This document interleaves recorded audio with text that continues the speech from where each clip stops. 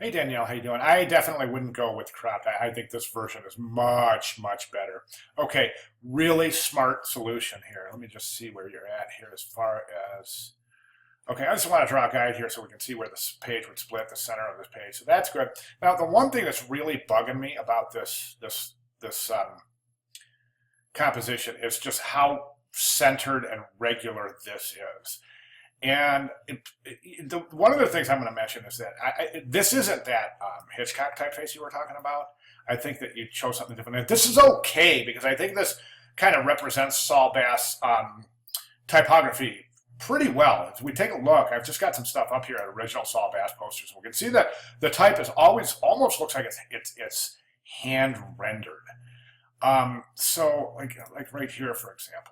See, it almost looks like that's been written in by hand. Same thing here. And we just see that over and over in different Bass posters. That was a good one right there. That was a fantastic poster.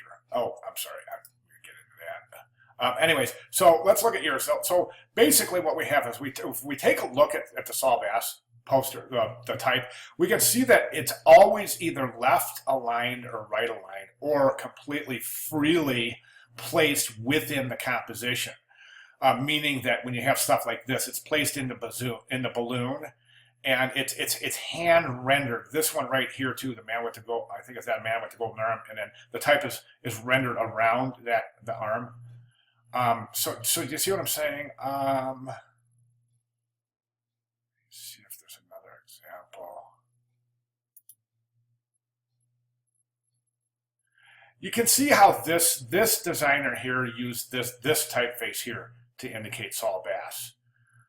Okay, so I'm wondering maybe that Hitchcock typeface might work after all. I just don't think this one is working. It's okay, but I would not.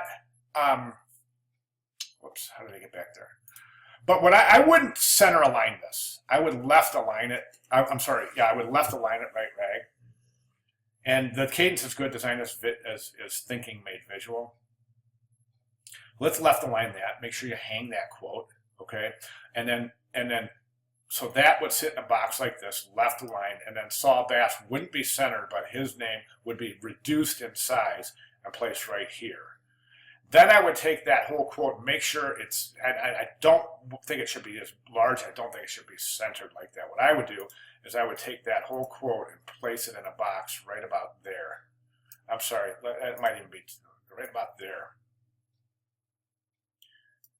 Okay, and a really good thing that you might do is also I'm okay with the color of the type. It looks like you sampled the color out of the ceiling, which is a really good idea.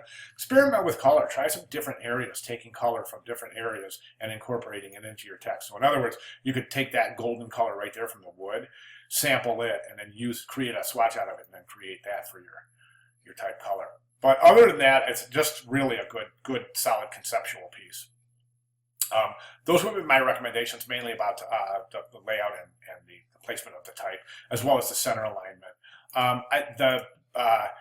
Letting the space between lines, it's too large. You want to close that down a little bit, get those lines a little bit closer together, left align, like I said, and then that placement. All right, great job. Any questions, comments, or other, please let me know. Thank you.